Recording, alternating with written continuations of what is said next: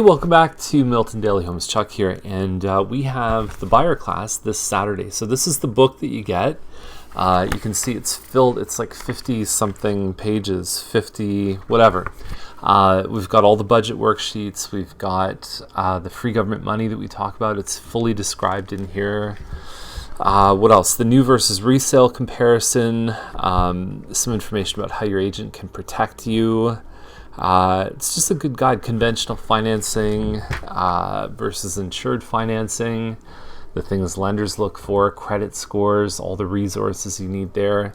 It's all in the book. So it's a free class. There's no cost to attend, but please bring a food bank donation because there are people that need it. I mean, 40% of the people who use food banks are kids. And in Ontario, we have more than 300,000 people that use the food bank on a regular basis. So it's not a third world country. This is Ontario. It's a good thing to do. So anyway, miltonbuyerclass.com, or you can head over there and let's get started with today's list. Now, when I first saw Mark's at $385, I thought it was a little low, given what else has been selling. This one's about 1,350 square feet. It's the corners, so you do get a lot more grass than a lot of the other properties. You do have a little main floor room, which could be like a little office or a hobby room or something like that.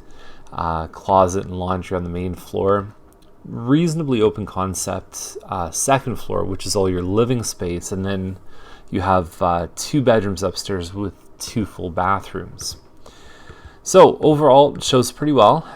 That's probably what's holding it back a bit, which is Dairy Road, basically. You've got the train tracks a little bit further behind. So it might get noisy. I mean, the vents on these units actually blow air and make a bit of noise. So I've had people say to me, look, my vents are louder than the train.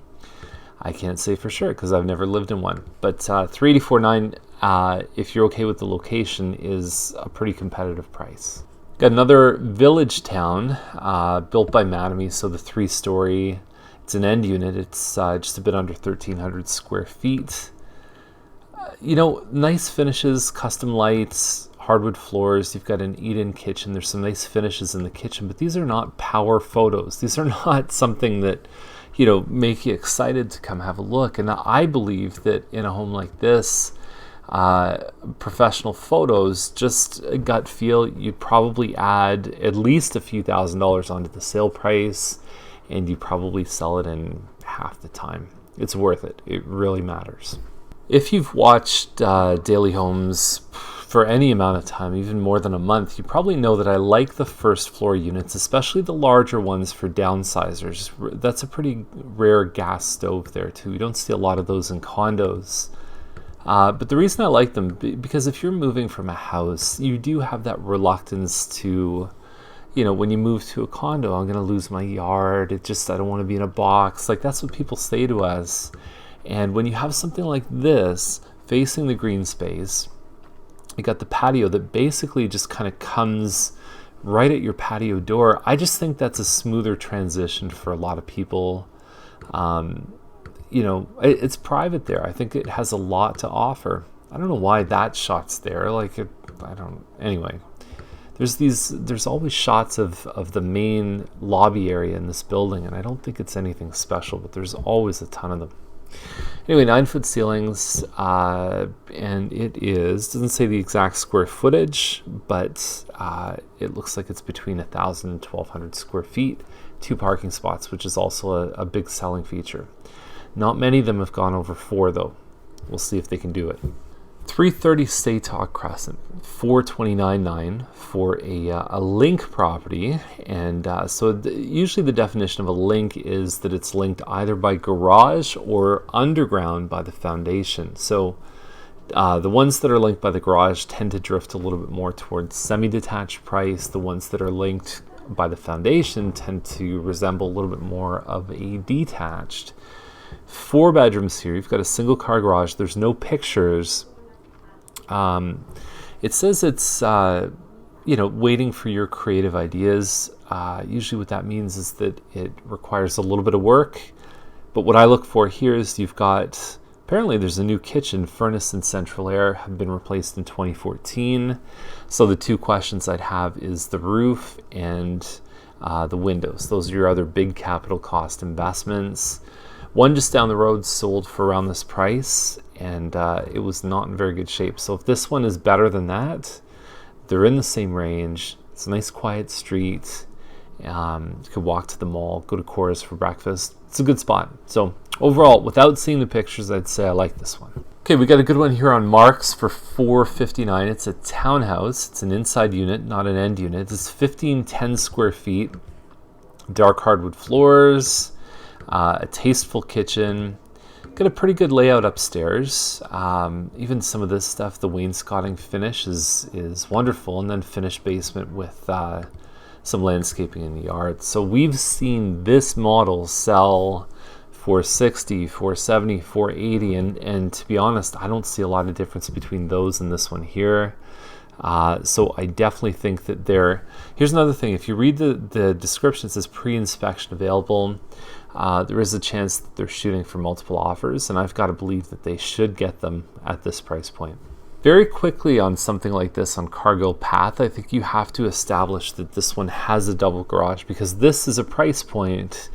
We just talked about one with a single car garage. You can't see it from the front shot, but it is a huge advantage on a home like this. These are called Main Street Towns. This particular model is the smaller 2-bedroom one, so it's a little under 1,600 square feet. But it's got this underneath this area. Here's the double garage. You can kind of see it through there. And I think that very soon, like even the second photo or sometimes even the first, being able to display that double garage, it tends to really make these sell a lot better. Here's something I've only seen a handful of times. 2 properties listed side by side. So we've got this one here and then this one here. So if you had, if you're like twin sisters or something, this is pretty cool to have the option to live right next door to each other. We don't see it too often. I would say in Daily Homes, in the 5+ years we've been doing this, maybe 2 or 3 times I've ever seen this happen.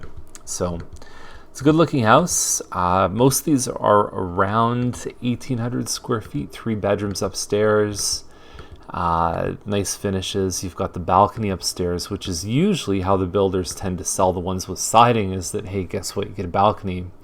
And then we've got the next one here, which is the next one in the list at 330 Racey Trail and 5099. They're asking a little bit more. Finishes are certainly different. I would say from what I'm seeing in here, equally desirable, and it's a pretty similar layout as well. It looks like they've upgraded the flooring upstairs with the laminate. Sometimes there's a disconnect in my eyes between having hardwood on the main and then having laminate upstairs. You got to be careful you don't have too many colors of floors in the same house. Anyway, there you go. If you want to live next door to a friend, this might be an option. Now, they just bought this home on Fenimore, like in 2015, so I guess they must have moved in, plans change, now we got to sell. They're holding back on offers on it. They paid a lot less than they're asking for. Now, the market has gone up since the time they bought it.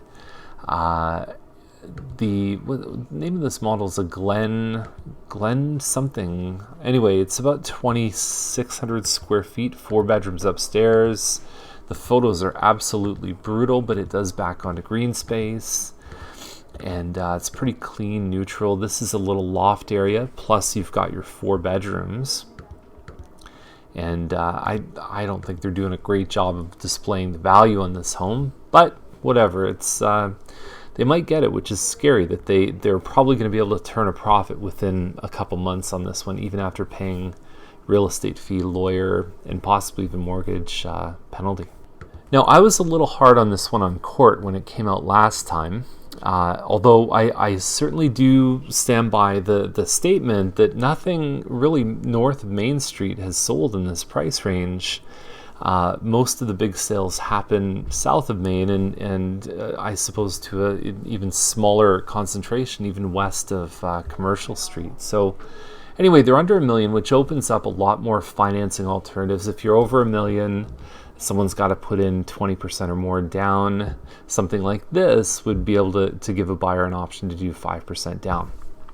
Now, whether or not you believe it's correct to put only 5% down on $1 million house, that's the point, is you can do it. And so there are some people that like I said, it just opens your market up. Custom built, hardy board even on the outside, so it looks almost like a siding, but it's mold proof. It's almost better than any other material. Heathwood uses it as well. Built-in speakers here. I mean, really custom built from the ground up. I like the way that they let the countertop kind of carry through the kitchen. Tons of storage space, gas range on the island. You also have a wine fridge there. Lots of pantry space. And sometimes the photos can make something look a little more orangey. So I don't know what this would look like in person, if it's got that real orange tinge to it.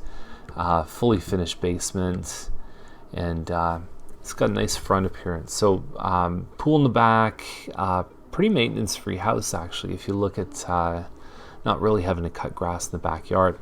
And like I said, I like this one a lot more, under $1 million, and looks good. And again, farmers market season, it's not far to walk downtown too, which is a big plus.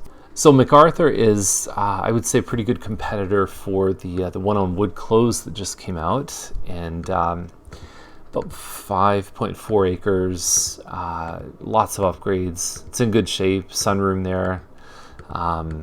Yeah, good presentation. I would say that for a home this size, 6 bedrooms, 5 acres, this quality, that's what you have to spend, 1.8.